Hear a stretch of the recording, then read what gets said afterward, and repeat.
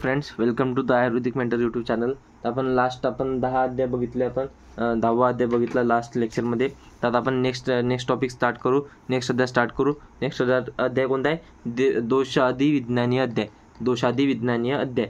ठीक आहे. यामध्ये आपण जे पण दोष येतं, धातू येतं, मल येतं, या सर्वांचे आपण प्राकृत कार्य, क्षयवृद्धी, वृद्धी लक्षणे आणि क्षय लक्षणे. ठीक आहे. तर या सर्वांची लक्षणे आपण बघणार आहोत आणि त्याचे कार्य बघणार आहोत. ठीक आहे. तर यामध्ये आपल्याला दोषादी म्हणजे आपल्याला 3 दोषाबद्दल पण माहिती येईल. 3 दोषाचे प्राकृत कार्य, त्याचे क्षयवृद्धीचे लक्षणं, ते सर्व येईल. नंतर यामध्ये सप्तधातूचं पण येईल आणि 3 मलाचं पण येईल. ठीक आहे. तर हे म्हणजे आपलं जवळपास हे जे क्रियाशारीर आहे हे पूर्ण या अध्यायावरच डिपेंड आहे. पूर्ण क्रियाशारीरचा जो पेपर 1 पेपर 2 आहे ते या अध्यायावरच डिपेंड आहे मोस्टली. ठीक आहे. नंतर जे एक्स्ट्रा राहतात ओज वगैरे टॉपिक ते पण तुम्हाला याच्यात येऊन जातील. काही थोडेफार एक्स्ट्रा वाचायला लागतील फक्त, बस बाकी काही नाही. म्हणजे तुम्ही हे प्रिपेअर केलं तर तुमचं मेजर पार्ट कशाचा प्रिपेअर होऊन जातो याच्यासाठी, म्हणजे जे क्रियासाठी तुमचा मेजर पार्ट या अध्यायानं प्रिपेअर होऊन जातो. या 1-2 अध्याय जे आपण आता बघणार आहोत इम्पॉर्टंट. ठीक आहे. टोटल आपल्या अष्टांग हृदयात किती अध्याय येतात? टोटल अष्टांगमध्ये येतं 15 अध्याय आणि याच्यामध्ये चरकमध्ये किती? आणि चरकमध्ये येतं 12 अध्याय. ठीक आहे. तर हे 15 अध्याय, आपल्या 15 अध्यायामधले जे इम्पॉर्टंट टॉपिक आहेत ते सर्व आता बघणार आहोत. आणि जे राहिलेले चरकचे जे 12 अध्याय येतं त्यातले 12 अध्यायातलं काही अध्याय सारखेच येतं. ठीक आहे. टॉपिक सारखेच येतं.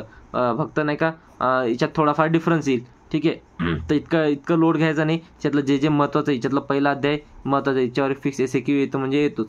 ठीक आहे. आणि बाकी पण इम्पॉर्टंट येतं. तर जे इम्पॉर्टंट टॉपिक येतं चरकमध्ये थोडेसे कमी इम्पॉर्टंट येतं. कारण की आपण मेजरली सर्व अष्टांगमध्ये कव्हर करून घेऊ. डबल तेच कामं करायचे नाही. तर जे क्वेश्चनमध्ये चरक विचारू का अष्टांग विचारू, आपण जे पाठ केलं तेच लिहून टाकायचं. जे माहिती लिहायची काही फरक नाही पडत. आपल्याला व्यवस्थित मार्क भेटून जातात. पासिंग आरामातून जाते. ज्यानं केलं असं वेल अँड गुड, काही अडचण नाही. तुम्ही करू शकता, तुम्ही वाचू शकता. ज्यांना अष्टांग आधी वाचलेले त्यांच्यासाठी त्यांना सोपं पडेल. पण जे आपण कोणत्या हिशोबानं करतो किंवा आता ज्यांनी काहीच वाचलं नाही, ज्यांना 0पासून अष्टांगमध्ये काहीच नॉलेज नाही, त्यांच्यासाठी काय करायचं त्यांच्यासाठी सांगते मी. ठीक आहे. तर मला असं नका समजू की बा मला येत नाही किंवा हे येत नाही किंवा बा सर कसं सांगायला की बा ते तर वेगवेगळे, त्यात थोडी वेगळी माहिती मान्य, वेगळी माहिती. पण पेपरामध्ये तुम्हाला काही नसल्यापेक्षा तुम्ही लिहून तर येसाल ना काही ना काही. तर आणि काळजी नका करू, व्यवस्थित मार्क भेटतात. थोडासा ट्रस्ट करा, व्यवस्थित मार्क भेटतात. आता 10 अध्यायाचे पहिल्यांदा फक्त रिवाईज करा बा. मी स्टार्टिंगपासून लास्ट लेक्चरच्या एंडिंगमध्ये मी सर्व रिवाईज केलं होतं. आता तरी मी परत एकदा दरीच्या तुम्हाला अध्यायाचे नावं तुम्हाला मी रिवाईज करते. हे काऊन रिवाईज करते, याचा फायदा तुम्हाला नंतर होईल. तर पहिला अध्याय कोणता पाहिला आपण? आयुषकामी अध्याय. दुसरा कोणता बघितला? दिनचर्या. नंतर काय बघितला? ऋतुचर्या. नंतर बघितला रोगानुत्पादनी अध्याय. नंतर बघितला द्रव्य विज्ञानी अध्याय. नंतर बघितला अन्नस्वरूप विज्ञानी अध्याय. नंतर बघितला अन्नरक्षा अध्याय. नंतर बघितला आपण 8वा मधला मात्रशेती अध्याय. नंतर बघितला 9वा बघितला द्रव्यादी विज्ञानी अध्याय. नंतर 10वा काय बघितला? द्रव्यादी विज्ञानी अध्याय. आता आपण नंतर 9वा बघितला द्रव्यादी विज्ञानी. नंतर बघितला रसभेदी अध्याय. आता आपण काय बघणार? आता बघणार आपण 11वा अध्याय दोषादी विज्ञानी अध्याय. काय? दोषादी विज्ञानीय अध्याय. आता लास्ट लेक्चरमध्ये मी याच्यातलं सर्व डिटेलमध्ये एक्सप्लेन केलं होतं की काय शिकवलं एंडिंगमध्ये. तर ते सगळं तुम्ही वाचून, म्हणजे सगळं तुम्हाला तिथं रिकॉल होऊनच जाईल. काय आपण आत्तापर्यंत काय शिकलं. म्हणजे काय माझा हेतू काय आहे की बा आपण नेक्स्ट अध्याय शिकवते, मी डेली व्हिडिओ टाकते, अपलोड करते. पण मग असं नाही व्हायला पाहिजे की बा मी टाकते आणि मागचं समोरचं पाहता आणि मागचं सर्व विसरले. तर असं नको व्हायला. ठीक आहे. तर जे फॉलो करते ते व्यवस्थित फॉलो करा. अर्ध पायसाल तर त्याच्यात काही हे नाही. आणि स्टार्टिंगला एंडिंगला मी महत्त्वाच्या गोष्टी सांगत असतो. तर पूर्ण एंडपर्यंत व्हिडिओ बघायचा ट्राय करा. ठीक आहे. आता असं नका करू स्टार्टिंगचं आणि एंडचं मधात मी काहून समजून सांगते की तुम्हाला. आता मी मधात सांगतो की बघ कुठं श्लोक करायचा नाही, कुठं श्लोक इम्पॉर्टंट आहे, कुठं कसे क्वेश्चन विचारले जातात. तुमचं ते मिस होऊन जाते. मग तुम्ही व्यवस्थित आउटपुट भेटणार नाही तुम्हाला. ठीक आहे. तर आपण विदाऊट टाईम वेस्ट करता आपण आता टॉपिकला स्टार्ट करू. ठीक आहे. तर दोषादी विज्ञानी अध्याय. याच्यात काय ते त्रिदोष, सप्तधातून, त्रिमलाचे प्राकृत कार्य. ठीक आहे. श्लोक अपेक्षित नाही तर श्लोक तुम्ही केले तर ठीक आहे, नाही केले तरी चालते. 5 दोषाचे प्राकृत कार्य. कोणते श्लोक करणं इम्पॉर्टंट आहे ते मी सांगितलं. ते करणं जरुरी आहेच. ते कसे करसाल मला माहीत नाही. इम्पॉर्टंट श्लोक मी सर्व लिहून दिल वाटलं असतं, पण पाठ तर तुम्हालाच करणं येतं. तर आत्ताच कामाला लागून जा. एका पेजवर सेपरेट बनवा आणि ते रोज लिहिणं चालू करा. हे मी सांगते. जे महत्त्वाचे ते पहिल्या अध्यायातले पण मी इम्पॉर्टंट श्लोक सांगितलेले, तर ते करायचे म्हणजे करायचेच. ठीक आहे. जे सांगितले ते करायचे. उत्साह, श्वासोच्छ्वास, श्वासन श्वास न विश्वास, चेष्टा, मलमूत्रादींचे उत्सर्जन विसर्जन, धातूंचे स्वमार्ग गमन, सम्यक गती, नेत्रादी इंद्रिय विषयांची ग्रहण शक्ती इत्यादी कर्मे कशाची आहे? इत्यादी कर्मे कोणता दोष करतो? वात दोष करतो. वात दोषाची प्राकृत कार्य काय? उत्साह, श्वासोच्छ्वास, चेष्टा, मलमूत्रादींचे उत्सर्जन, धातूंचे स्वमार्ग गमन, नेत्रादी इंद्रिय विषयांची ग्रहण शक्ती इत्यादी कर्म कोण करतो? वात दोष करतो. पित्त दोषाचे प्राकृत कार्य काय? पाचन, उष्मा, दर्शन शक्ती, क्षुधा, तृषा, रुची म्हणजे आवड, प्रभा, कांती, मेधा, प्रज्ञा, बुद्धी, शौर्य, देहात मार्दवता उत्पन्न करतो. कोण करतो? पित्त दोष. ठीक आहे. नंतर इथे कफदोष. कफदोषाचे प्राकृत कार्य कफदोष. कफ हा शरीरात स्थिरता म्हणजे दृढता, स्निग्धता, सान्यांना जोडण्याचे म्हणजे संधिबंध, सहनशीलता इत्यादी कार्य कोण करतो? कफदोषाचे प्राकृत कार्य. नंतर इथे सप्तदोषाचे. हा श्लोक इम्पॉर्टंट आहे, याच्यावर आपल्याला LQ विचारलेला आहे, तर याच्यावर LQ आलेला आहे, तर म्हणून तुम्हाला सप्तधातूचे प्राकृत कार्य याचा श्लोक हा पाठ करायचा. हे तुम्हाला धातूची श्रेष्ठ कर्मे म्हणून तुम्हाला क्वेश्चन आलेला आहे, त्यामध्ये येते. ठीक आहे. मी जर सॉल्व्ह करेल तर मी तुम्हाला सांगेल कसं लिहायचं, पण हा श्लोक इम्पॉर्टंट आहे. प्रीणनम जीवनम लेपः स्नेहो धारण पुरयणे गर्भोत्पादश्च धातूनां श्रेष्ठम क्रमास्मृतम. ठीक आहे. क्रमात म्हणजे काय? रक्त मांस मेद अस्थि मज्जा शुक्र हे ज्या सिक्वेन्सने त्या सिक्वेन्सनं प्रीणन, जीवन, लेपन, स्नेहन, धारण, पुरण आणि गर्भोत्पादन हे सर्व हे येतं. ठीक आहे. तर आता काय रसधातूचे कार्य काय? प्रीणन म्हणजे काय? प्रीणन म्हणजे तृप्त करणे आहे. रक्तधातूचे काय? जीवनम म्हणजे जीवनाचा व्यापार चालवणे तसेच प्राण्याचे धारण करणे आहे. नंतर मांसधातूचे प्राकृत कार्य काय किंवा श्रेष्ठ कार्य काय? लेपन म्हणजे काय? अंगाचे वेष्टन किंवा आच्छादन आहे. नंतर इथे मेधधातू काय? मेधधातू हे स्नेहन म्हणजे स्निग्ध करणे. अस्थिधातूचे कार्य काय? धारण करणे. धारण म्हणजे अंगप्रत्यंगांना आधार देणे. मज्जाधातूचे प्राकृत कार्य काय? पुरण करणे. पुरण म्हणजे काय? अस्थिमधील जी पोकळी आहे ती भरून काढणे. नंतर शुक्र धातूचं काय कार्य? गर्भोत्पादन करणे म्हणजे प्रजनन करणे आहे. नंतर इथे त्रिमलचे प्राकृत कार्य. त्रिमलचे हे तुम्ही हा श्लोक अपेक्षित आहे, हा श्लोक पाठ करणं जरुरी आहे. तुम्हाला करायचं असेल तर करा, नाही तर तुम्ही स्किप करू शकता. हे 50-50 चान्सेस येतं. ठीक आहे. जे करू शकतात त्यांनी करा. ठीक आहे. पुरुष काय? याचे मुख्य कार्य अवष्टंभ म्हणजे आहार द्रव्याचे अन्नाचे योग्य काळपर्यंत धारण करणे तसेच शरीराचे धारण करणे होय. नंतर ते मूत्राचं काय काम आहे? याचे मुख्य कार्य काय? क्लेदवाहन म्हणजे क्लेदाला शरीरातील अतिरिक्त द्रव पदार्थांना बाहेर काढणे, शरीराच्या बाहेर विसर्जित किंवा उत्सर्ग करणे. श्वेत काय? याचे मुख्य कार्य काय? क्लेद विद्रुदी. नंतर म्हणजे काय? त्वचेमध्ये आवश्यक प्रमाणात ओलावा आर्द्रता टिकवून ठेवणे कशाचं काम आहे? श्वेतचं. ठीक आहे. नंतर इथे वृद्ध आता जे सर्व धातू येतं त्रिदोष, सप्तधातू आणि त्रिमल या तिघांचे आपण काय बघणार आहोत? वृद्ध जर हे वाढले हे काय लक्षणे प्रकट करतात, याची कार्य काय येतं. ठीक आहे. समजा आता हे सर्वांचे श्लोक आपल्याला पाठ करणं जरुरी येतं. हिच्यात जेवढे पण श्लोक येतं अक्षयवृद्धीमध्ये जेवढे पण श्लोक येतं ते सर्व श्लोक इम्पॉर्टंट येतं. ठीक आहे. फक्त तुम्ही प्राकृत कार्य कशाचे? दोषाचे जे प्राकृत कार्य त्याचे श्लोक तुम्ही स्किप करू शकता. ठीक आहे. या अध्यायामध्ये तुम्हाला श्लोक सर्व पाठ करणं जरुरीच येतं, कारण की तेच तुम्हाला क्रियामध्ये लिहायचे येतं. ठीक आहे. आणि इथं पण आलं तर इथं तर लिहायचेच येतं, पण ते क्रियामध्ये पण हेल्प होतील. तर दुसरे केल्यापेक्षा हे जे मी सांगतो ते करा. ठीक आहे. नंतर इथे वातवृद्धी कार्य व लक्षणे. कार्ष्णोष्ण कामत्वम कंपानाह शकृतग्रहान निद्रे इंद्रियम भ्रंश प्रलाप भ्रमदीनता म्हणजे काय? वातदोषाची वृद्धी किंवा प्रकोप झाल्यावर खालीलप्रमाणे लक्षणे उत्पन्न होतात. म्हणजे काय? कृष्णता म्हणजे कार्च, कृष्णवर्णता म्हणजे काळसरपणा, उष्ण पदार्थ सेवनाची इच्छा, कंप, शरीर हलणे, अनाह म्हणजे पोट फुगणे, मलावष्टम म्हणजे शकृतग्रहण, नंतर बलहानी, निद्रानाश, इंद्रिय भ्रंश, इंद्रिय आपापल्या विषयांचे ग्रहण योग्य प्रकारे करीत नाही, अर्थात इंद्रिय विषय ग्रहण शक्तीचा नाश होतो. प्रलाप म्हणजे काय? अकारण बडबड करणे, भ्रम म्हणजे भोवळ येणे, दीनता म्हणजे म्लानता येणे. ठीक आहे. तर हे सर्व कशाचे येतं? धातू जर का वातदोष वाढला शरीरात तर त्याचे लक्षण येते. ठीक आहे. नंतर येते पित्त वृद्धी कार्य व लक्षणे. पीत विन्मूत्र नेत्र त्वक शूत्र दाह अल्पनिद्रता म्हणजे काय पित्तदोषाची वृद्ध झाली तर किंवा प्रकोप झाला तर काय होते लक्षणे कोणती उत्पन्न होतात मल मूत्र नेत्र त्वचा यांना काय होते पित्तवर्णता प्राप्त होते क्षुधा तृष्णा दाह अल्पनिद्रा म्हणजे काय निद्रा नाश इत्यादी इत्यादी लक्षणे प्रकट करतो कोण पित्तवृद्धी जर का पित्ताची वृद्धी झाली तर नंतर ते कफदोषाची वृद्धी झाली तर श्लेष्मा आणि अग्नि सदन प्रसे कालस्य गौरवम श्वैत्य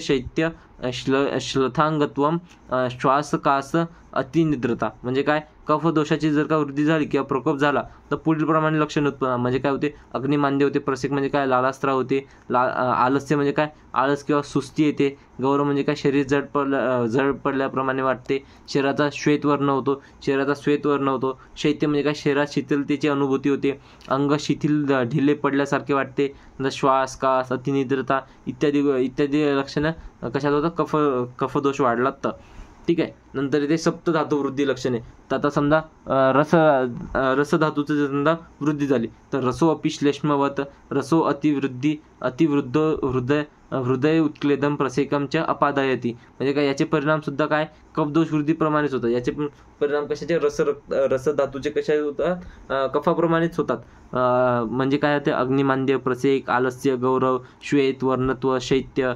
अंगशैथिल्य श्वास कास अतिनिद्रा इत्यादी लक्षणे उत्पन्न करतो फक्त एवढंच नाही लिहायचं याला एक्सप्लेन सुद्धा करायचं व्यवस्थित ठीक आहे ते हे फक्त मेन पॉईंट होतात बाकी तुम्हाला समजा आलस्य म्हणजे आळस येणे शरीरात आळस होणे आपल्याला झोप जास्त येते तर हे तुम्ही 2-4 ओळी तुम्ही एक्स्ट्रा लिहायचे प्रत्येक गोष्टीबद्दल ठीक आहे हे मी की पॉईंट सांगते हे शॉर्ट नोट्स येतात ठीक आहे याला आपल्याला व्यवस्थित एक्सप्लेन करायचं आहे ठीक आहे पेपरमध्ये लिहिताना पेपरमध्ये वेगळं प्रेझेंट करावं लागत असते म्हणून डिफरन्स राहते आपण एवढं सगळं आपल्याला वाटते की बा आपण सर्व तर पाठ करून आलो सर्व लिहून आलो मग गलती कुठं झाली गलती इथं झाली की तुम्ही पॉईंट व्यवस्थित लिहिला नाही तुम्ही कंटेंट व्यवस्थित एक्सपांड केला नाही तुम्ही व्यवस्थित मांडला नाही ठीक आहे नंतर ते वृद्ध रक्तधातूचे कार्य व लक्षणे रक्तम विसर्प प्लिह विद्रदीन कुष्ठ वातास्त्र पित्तास्त्र गुल्मोप कुशकामला व्यंगाग्निनाश समूह रक्तत्वंग नेत्रमूत्रता म्हणजे काय वृद्ध रक्तधातूमुळे विसर्प प्लिहारोग विद्रदी कुष्ठ वातरक्त रक्तपित्त गुल्म उपकुश हिड्यांना सूज येते व त्यातून रक्तस्राव होतो म्हणजे काय नंतर त्याला जिंजिवायटिस म्हणतात नंतर कामला म्हणजे काय जॉन्डिस वांग म्हणजे काय व्यंगत्व अग्निमांद्य समूह म्हणजे मूर्छा त्वचा नेत्र व मूत्राचा रक्तवर्ण होतो नंतर ते वृद्ध मांस धातूची लक्षणे वृद्ध मांस धातूचे काय मांस गंडा अर्बुद ग्रंथी गंडो रुदर वृद्धिता म्हणजे काय मांस धातुवृद्धीमुळे काय होते गंड म्हणजे काय गलगंड गॉयटर गंडमाला अर्बुद ग्रंथी म्हणजे काय ग्लँड उरुवृद्धी म्हणजे काय स्तनवृद्धी नंतर उदरवृद्धी म्हणजे काय उदरवृद्धी कंठप्रदेशी अधिमांस म्हणून कंठ ताळू गळा जिव्हा इत्यादी भागात काय होते अधिमांस म्हणजे मांस वाढणे इत्यादी गोष्टी आपल्याला इत्यादी लक्षणं कशात येतात मांस धातू जर का वृद्धी झाला तर हे सर्व लक्षण दिसतात आपल्याला ठीक आहे नंतर नेक्स्ट टॉपिक बघू आपण नंतर ते वृद्ध मेद धातू कार्य व लक्षणे मेद सिग्न अंगताम उदर पार्श्ववृद्धी कास श्वास आदीन दौर्गंधच म्हणजे काय दौर्गंधमच मांस धातू वृद्धी म्हणजे काय होते जे रोग लक्षणे उत्पन्न होतात तीच लक्षणे कुठे होतात वृद्ध मेद धातूमुळे उत्पन्न होतात तसेच अल्पश्रमाने कष्टाने श्वास दम लागतो आणि स्फिक म्हणजे नितंब स्तन व उदर प्रदेशी काय होते मेदाचा संचय होऊन तेथील भाग लोंबू लागतो किंवा लटकत राहतो ठीक आहे नंतर इथे वृद्ध अस्थि धातूचे लक्षण काय अस्थि अधि दंताहा च म्हणजे काय अध्यस्थी म्हणजे काय अस्थि धातूची अत्याधिक वृद्धी होते किंवा अस्थिवर दुसरा अस्थि उत्पन्न होतो अधिदंत दातावर दुसरा दात येतो हे विकार उत्पन्न होतात कशामध्ये वृद्ध अस्थि धातूमध्ये नंतर वृद्ध मज्जा धातू म्हणजे काय मज्जा सर्वांग नेत्र गौरव पर्वसु स्थूल मुलानी कुर्यातु कृच्छान्य रुची ऋषींच म्हणजे काय मज्जा धातूंची वृद्धी झाल्यावर काय होते नेत्रामध्ये गौरवता जाणवते अंग गौरवता अंगुली पर्व म्हणजे काय बोटांचा संधी स्थूलता उत्पन्न होते इथे काय होते स्थूलता उत्पन्न होते अरुणशिका नामक कृच्छसाध्य पिटिका बोटावर उत्पन्न होतात नंतर ते वृद्ध शुक्र धातू, वृद्ध शुक्र धातूचे काय लक्षण आहे तर अतिस्त्री कामताम वृद्धम शुक्रम शुक्राश्मरेपी, म्हणजे काय शुक्र धातूची वृद्धी झाल्यावर शुक्राश्मरी उत्पन्न होते, तसेच स्त्री कामना म्हणजे संभोगाची मैथुन कर्म अतिशय तीव्र इच्छा होते, याची काय होते अतिशय तीव्र इच्छा होते. हे काय झालं सप्त धातूची आपण वृद्धीची जी लक्षण येतं का, जर का सप्त धातू आणि तीन दोष जर काही वृद्ध झाले, जर का वाढले तर याची वृद्धी झाली तर काय काय लक्षणे प्रकट करतात, काय काय कार्य करू शकतात ते, तर त्या सर्वांची आपण माहिती बघितली. आता आपण बघणार आहोत वृद्ध त्रिमलाची कार्य, ते 3 मल येतात ते जर का वाढले तर त्याचं काय होते, तर हे पण पाठ करायचं. कुक्षावद महानम कुक्षावद आत्मान आटोपम गौरवम वेदनाम शकृत, आधमान आटोप गौरव जडता व उदरात वेदना होतात. ठीक आहे. नंतर येते मूत्रवृद्धी झालं तर मूत्रवृद्धी कर्म काय करतात, मूत्रम तू बस्ती निस्तोदम कृते अप्य कृत संज्ञताम, म्हणजे काय बस्ती निस्तोद, बस्ती प्रदेशात तोद व स्थूल होतो, मूत्र विसर्जन केल्यावर सुद्धा न केल्याप्रमाणे वाटणे, पुन्हा पुन्हा मूत्र त्यागाची इच्छा होणे इत्यादी विकार कशात होतात, मूत्रवृद्धीमध्ये होतात. नंतर येते स्वेदवृद्धी, स्वेदो अतिस्वेद दौर्गंध्य कंडूह एवंच लक्षयेत, म्हणजे काय अति घाम, स्वेद येतो, घामाचा वास, दुर्गंध येतो व कंडू म्हणजे काय खाज सुटते इत्यादी आपल्याला कशात येतात स्वेदवृद्धीमध्ये लक्षणं दिसून येतात. ठीक आहे. नंतर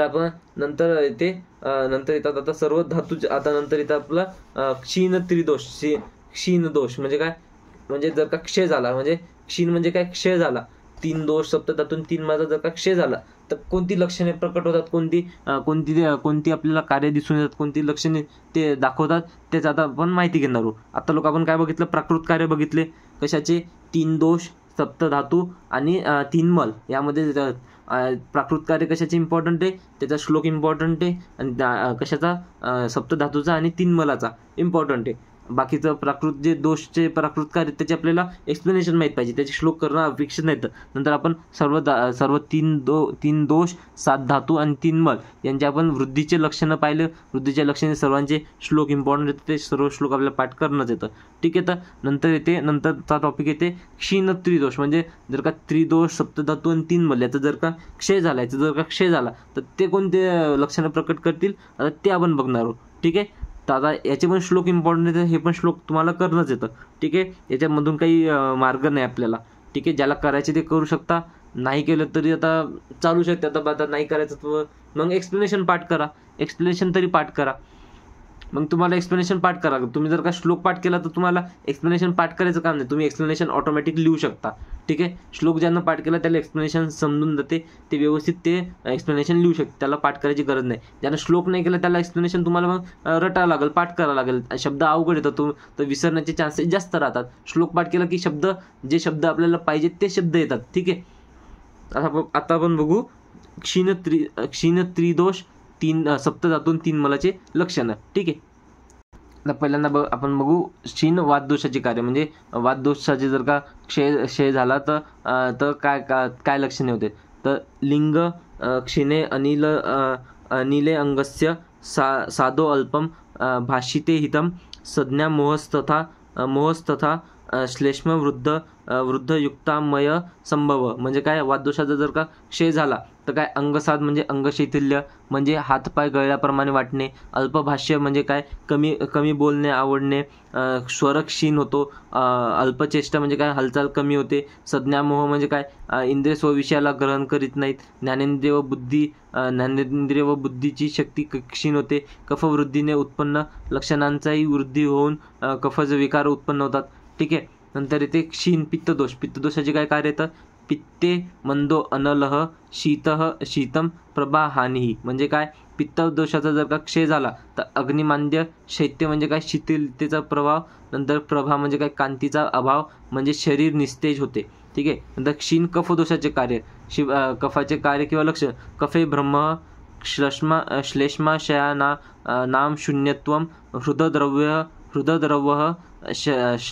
श्लथ संधिता, म्हणजे काय कफदोषाचा क्षय झाल्यावर भ्रम, कफाशयात म्हणजे उरप्रदेश, क्षीरप्रदेश आणि इत्यादींमध्ये कफक्षय होतो. हृदयद्रव्य म्हणजे काय, छातीत धडकी बसणे, मन मवाळ होणे, संधीमध्ये शिथिलता उत्पन्न होते. हे सर्व लक्षणे कशा दिसतात, कफदोष कफाच्या क्षयामध्ये दिसतात. नंतर येतात क्षीण सप्त धातूंचे कार्य व लक्षणे. म्हणजे काय, जर का सप्तधातूचे जर का क्षय झाला तर ते कोणते लक्षणं प्रकट करतील ते बघणार आहोत. तर पहिल्यांदा येते रसे रक्षम श्रम शोषोग्लानी शब्दा असहिष्णुता. म्हणजे काय, वृक्षता, श्रम म्हणजे थकवा, शोथ म्हणजे मुख सुकणे, ग्लानी शब्द सहन न होणे इत्यादी काय तर रसधातूचे क्षय झाले तर त्याचे लक्षण येतं. ठीक आहे. नंतर येते रक्तधातू क्षय झाले तर लक्षणे, रक्ते अम्ल शिशिर प्रीती शिरा शैथिल्य वृक्षता. म्हणजे काय, आम्ल रसात्मक द्रव्य सेवनाची जर का आम्ल रसात्मक देवनाची इच्छा होते, शीतल विहाराची इच्छा होते, शिरा शैथिल्य, शिरास वृक्षता निर्माण होते. या सर्व गोष्टी कशात आढळतात, शब्दधातू जर का क्षीण झालं तर त्याचं हे सर्व त्याचे लक्षण दिसतात. नंतर येते मांस धातू जर का क्षय झालं तर त्याची काय लक्षणं प्रकट होतात, मांसे अक्षग्लानी निगंड स्फिक शुष्कता संधी वेदना. म्हणजे काय, मांस क्षयाने अक्षादी इंद्रियांमध्ये दौर्बल्यता उत्पन्न होते, गंड स्फिक नितंब इत्यादी प्रदेशात शुष्कता व संधीमध्ये वेदना उत्पन्न होतात. मेधधातुक्षय लक्षणे काय, मांसे अक्षग्लानी हे सर्व बघितलं आपण. आता इथे मेधधातुक्षय लक्षण. मेधधातू म्हणजे काय, मेधसी स्वपनम कैयाहा प्लिहो वृद्धी ही कृशांगता. म्हणजे काय, मेधक्षयामुळे काय होते, कटी प्रदेशात बधिरता, शून्यता, प्लिहो वृद्धी, अंगकृशता इत्यादी लक्षणे उत्पन्न होतात. अस्थिधातूच्या क्षयाने काय लक्षण होतात,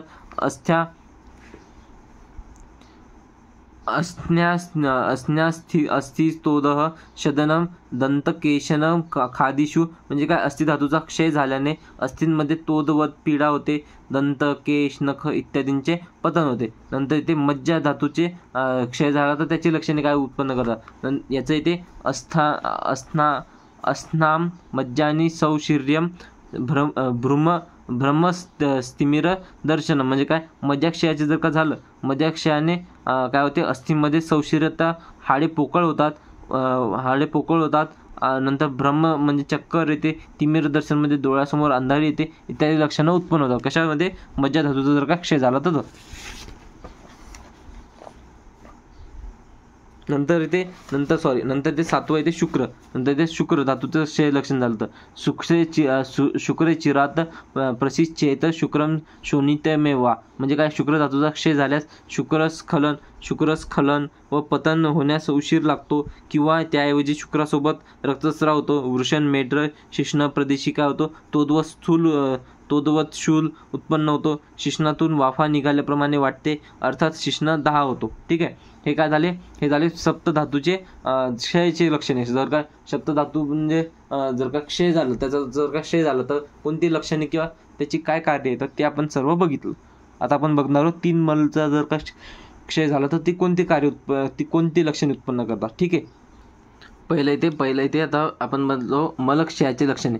मलक्षयामध्ये काय ते पुरुष, मूत्र आणि स्वेद. पुरुष क्षय लक्षणे काय तर हे श्लोक तुम्ही पाठ करू शकता, नाही केला तरी चालते. नाही हा श्लोक करायचा, श्लोक इम्पॉर्टंट येतं. क्षयवृद्धीचे श्लोक सर्वांचे इम्पॉर्टंट येतं, कारण की हे तुम्हाला क्रियामध्ये कामी पडणार येतं म्हणून. ठीक आहे. इथं इतकं ॲज कामी नाही पडत, पण क्रियामध्ये कामी पडते. ठीक आहे. नंतर ते पुरुषे वायुरंत्राणी सशब्दो वेष्टनिव कृशो भ्रमती यात्सुर्धवम हृत्पार्श्वे पीडयनम भृशम. म्हणजे काय ते, मलाचा क्षय झाल्यामुळे पक्वाशयात किंवा आतड्यात किंवा उदरात वायू ही वर खाली फिरत सशब्द म्हणजे काय, गुडगुड असा आवाज करीत वेष्टनवत पीडा उत्पन्न करते. वायू ही कुक्षीमध्ये भ्रमंती करून हृदय प्रदेशात व पार्श्वभागात तीव्र वेदना उत्पन्न करते. मूत्रक्षय लक्षणे काय, मूत्रे कृच्छाद्विवर्णम सात्रमेव वा. म्हणजे काय, मूत्राचा क्षय झाल्यावर अल्प व सकष्ट मूत्र प्रवृत्ती होते. मूत्राच्या स्वाभाविक वर्णात बदल होतो किंवा सरक्त मूत्र प्रवृत्ती होते. नंतर इथे स्वेद क्षय लक्षणे. स्वेदे रोमच्युती स्तब्ध रोमता स्फुटनम त्वचा, म्हणजे काय, श्वेतक्षय झाल्यावर काय होते, रोम म्हणजे केस गळतात, रोम कठीण होतात किंवा ताठतात, त्वचेमध्ये स्फुटन म्हणजे काय, त्वचा फाटते इत्यादी लक्षणे कशात उत्पन्न होतात, जर का श्वेतक्षय झाला तर. ठीक आहे. नंतर येते दोष धातू मल याचा आश्रय आश्रयभाव, हा इम्पॉर्टंट आहे. आश्रय आश्रयभाव आपल्याला याच्यात पण येते, क्रियामध्ये पण येते आश्रय आश्रयभाव. ठीक आहे. आश्रयी ज्याच्या आधाराने राहतो त्याला काय म्हणतात, आश्रय म्हणतात. येथे आश्रय धातू आहेत आणि आश्रयी कोणे, द्रव्य दोष येतं. ठीक आहे. दोष धातुमल यांच्यात आश्रय आश्रयी संबंध असतो, कारण प्रत्येक दोष हा धातूंच्या आश्रयाने राहून आपली स्वाभाविक कार्य पार पाडत असतो. या संबंधाला काय म्हणतात, आश्रय आश्रयभाव संबंध म्हणतात. अस्थि धातूत वात दोषाचा वास असतो.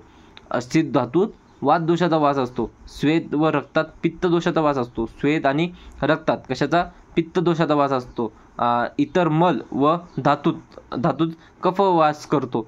धातूंचा व दोषांचा असा आधार आणि अध्येय संबंध असल्यामुळे त्याची क्षय किंवा वृद्धी होत असते. जसं की आश्रय आश्रयी किंवा आश्रय म्हणजे आधेय आणि आश्रय किंवा आधार, आधेय आधार किंवा आश्रयी आश्रय. आश्रयी कोण अस्थिमध्ये कोण आश्रय घेतो, हे आश्रयी. जो आश्रय घेतो तो आश्रयी आणि जो आश्रय देतो तो आश्रय. ठीक आहे. तर दोष काय येतं, आश्रयी येतं, आणि धातू आणि मल काय येतं, आश्रय येतं. ठीक आहे. याला काय म्हणतात, आधेय, याला म्हणतात आधार. ठीक आहे. वातदोष कशात राहतो, अस्थि धातूमध्ये. पित्तदोष कशामध्ये राहतो, रक्त आणि श्वेतमध्ये. कफ कशात राहतो, बाकीचे धातू आणि मलमध्ये. ठीक आहे. बाकीचे राहिलेले मल म्हणजे काय, रस, रक्त इथं झालं, मांस, मेद, अस्थि इथं झालं, मज्जा, शुक्र, मूत्र, पुरुष इथं झालं, श्वेत नाही. ठीक आहे. नंतर ज्या द्रव्यामुळे दोषांची वृद्धी घडून येते त्याच द्रव्यांनी युक्त धातू व मल यांची सुद्धा वृद्धी होते. म्हणजे जर का आपण ज्या गुणांनी, समजा आपण जर का वात वाढवणाऱ्या गुणात्मक जर का आपण आहार घेतला तर वात वाढला तर त्याच्यासोबतच अस्थि धातू पण वाढेल. ठीक आहे. ज्या द्रव्यांनी युक्त धातू सुद्धा वाढते.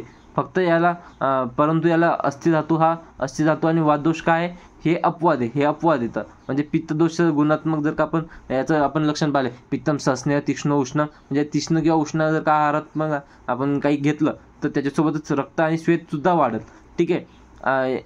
हे अपवाद आहेत, कारण दोष आणि धातूंची वृद्धी ही प्रामुख्याने कशाने होते, दोष आणि धातूंची वृद्धी कशामुळे होते, संतर्पणाने घडून येते. आणि संतर्पण हे काय, संतर्पण कफवर्धक आहे, परंतु काय, वातशामक आहे. कफाचं वाढ करते पण वाताचं शमन करते, म्हणून काय होते, सर्व बराबर होऊन जाते. ठीक आहे. तर हे काय, आश्रय संबंध कशातला, दोष धातू आणि मलमधला. ठीक आहे. नंतर ते चौथा टॉपिक येते क्वेश्चन, ओजवर पण आपल्यावर प्रश्न विचारतात. ओज आपल्याला क्रियामध्ये पण येतो. तर नंतर काय, ते परिचय काय, रसादी धातूंमध्ये सर्वोत्कृष्ट परमसार म्हणजे शुक्रांत द्रव्यास काय म्हणतात, ओज. म्हणजे शुक्राच्या नंतर जे द्रव्य त्याला काय म्हणतात, ओज म्हणतात. शुक्र धातूच्या शेवटी उत्पन्न होणारे असल्यामुळे याला शुक्रांत सुद्धा संबोधले आहे. हा शरीराचा सर्वोत्तम अंश आहे. शरीरात ओजाचे स्थान हृदय आहे, परंतु सर्व शरीरात ओज हे व्याप्त असतात. याचं मुख्य स्थान काय, मुख्य स्थान हृदय आहे, परंतु ते काय राहतात, सर्व शरीरात व्याप्त राहतात. नंतर येते तो जीवनाचा आधारभूत अंश आहे, त्यावर शरीराची स्थिती व नाश अवलंबून असतो. ओज हे स्निग्ध व सोमात्मक म्हणजे शीत स्वभावी असून शुद्ध निर्मळ आहे आणि किंचित रक्त म्हणजे लोहित व पित्तवर्णाचे आहे. ओजाचा नाश झाल्यास मृत्यूसुद्धा निश्चित होतो. ओज शरीरात जेथपर्यंत आहे तेथपर्यंत जीव आहे, त्यामुळे आयुष्य स्थित आहे. शरीरात घडणाऱ्या विविध सर्व क्रिया ओजाच्याच उपस्थितीत घडून येतात, म्हणून जीवन मरणाला हा कारणीभूत आहे. ओजक्षयाचे कारण काय, क्रोध, क्षुधा, चिंता, शोक, श्रम इत्यादी काय करतात, इत्यादी कारणाने ओजक्षय होतो. ओजक्षयाची लक्षणे काय, ओजाचा जर का क्षय झाल्याने मनुष्य फार भित्रा, घाबरट, दुर्बल, चिंताग्रस्त होतो. इंद्रियांमध्ये व्यथा म्हणजे पीडा होते, विशेषतः हृदयात. त्याच्या शरीराची कांती मलिन होते, उत्साह नाहीसा होतो, शरीर वृक्ष व कृश होते. इत्यादी लक्षणे कशात उत्पन्न होतात, ओजक्षयमध्ये होतात. आणि जर का ओज वाढला तर शरीरात ओजाची वृद्धी झाल्याने काय होते, शरीरात उत्साह संचारतो, शरीराची तुष्टी पुष्टी होते, घडून येते आणि मनुष्य बलवान होतो. ठीक आहे. तर या प्रकारे या पद्धतीने आपण खतम केला आपला दोषादी विज्ञानी अध्याय. तर आपण 10 अध्याय बघितले. 10 अध्यायाचे नाव मी परत रिपीट करतो. तर 10 अध्यायाची परत नाव रिपीट करतो. पहिला बघितला आपण आयुष्कामी अध्याय, दुसरा बघितला आपण दिनचर्या अध्याय, नंतर आपण बघितला ऋतुचर्या अध्याय, नंतर आपण बघितला रोगानुत्पादनी अध्याय, नंतर बघितला आपण द्रव्य विज्ञानी अध्याय, नंतर बघितला आपण अन्न स्वरूप विज्ञानी अध्याय, नंतर आपण बघितला 7वा बघितला अन्नरक्षा अन्नरक्षा अध्याय, नंतर बघितला मातृशेती अध्याय 8वा, नंतर 9वा बघितला आपण द्रव्यादी विज्ञानी अध्याय, नंतर बघितला आपण रसभेदी अध्याय. आता आपण बघितला दोषादी विज्ञानी अध्याय. ते द्रव्यादी विज्ञानाच्या तिथे आपण द्रव्याची माहिती घेतली होती, प्रभाव आणि विपाकाची माहिती घेतली होती, तो होता द्रव्यादी विज्ञानी अध्याय. आता आपण जो बघितला तो आहे दोषादी विज्ञानी अध्याय. ठीक आहे, इथपर्यंत ठीक आहे. आता नेक्स्ट जे 2-3 अध्याय राहिले तर ते आपण नेक्स्ट लेक्चरमध्ये घेऊ. व्यवस्थित बाकीचं सर्व व्यवस्थित बघा, काळजीपूर्वक सर्व लेक्चर करा, वाचा. काही नोट्स, काही प्रॉब्लेम असली, काही असलं तर टेलिग्राम चॅनलवर जॉईन व्हा. तिथं मला डाऊट विचारा. काही प्रॉब्लेम असली तर तुम्हाला काही सजेशन वाटले तर सजेशन करा. ठीक आहे, तर हे सर्व आता काय माहिती का, थोडंसं तुम्ही पण इन्व्हॉल्व व्हा, काहीतरी सांगा मला. म्हणजे तुमच्या रिस्पॉन्स जर का भेटत राहिले मला, तर मला पण एनर्जी भेटते. मी पण लेक्चर टाकत असे, मला पण समजते की बा काय करायचं. आता मला आज जसं मी लास्ट लेक्चरला पण सांगितलं, हे सर्व लेक्चर मी एका सुईनं शूट करायचं काय काम आहे. आज हे धडाधड लेक्चर येतील आज. तर आज हे लेक्चर याचं कारण काय, आता मला कोणतरी सांगितलं की बा 7 मार्चला माझा एक्झाम आहे, आणि ते मेसेज कशावर होता, ते अष्टांग हृदयाच्या लेक्चरवर मेसेज होता. तर तिच्यावर मी तिच्यावर कमेंट होती. तर त्याच्यामुळे मी काय केलं, आता आज मी जास्त ट्राय काय केलं की त्याचं सोल्युशन करू. आता मी ज्यानं मला डाऊट विचारलं, त्यानं मला सांगितलं, ज्यानं मला रिक्वेस्ट केली, त्याच्यासाठी मी करणार नाही का. त्यासाठी मी आज सर्व त्यांना अष्टांग हृदय देऊन टाकलं. उद्या मी चरक संहितेचे सर्व अध्याय देऊन टाकेल. काय होईल उद्या, म्हणजे या 2 दिवसात काय होऊन जाईल, पूर्ण अष्टांग हृदय खतम होऊन जाईल. तर तुमचं पण फ्री होऊन जाईल, ते पण फ्री होऊन जातील. असंच मला सांगा ना. मला जर का तुम्ही सांगाल, तुम्ही डिमांड देसाल, मला काम देसाल की मला हे टॉपिक पाहिजे, ते टॉपिक पाहिजे, तर त्याच्यामुळे मग मी पण काम करीन ना, की मला काय करायचं, मला नाहीतर मी माझ्या स्पीडनं चालत आहे. नाहीतर मी माझ्या हिशोबानं मला ज्या पद्धतीने करायचं होतं, आज मी एवढं सर्व घेणार नव्हतं. आज मी फक्त एकच अध्याय घेणार होतो. ठीक आहे, पण आज मी काय केलं, आज मी पूर्ण हे संपवायचं ट्राय केलं, पूर्ण अष्टांग हृदय संपवायचं ट्राय केलं. ठीक आहे, तर चालते. आता आपण नेक्स्ट लेक्चरमध्ये भेटू.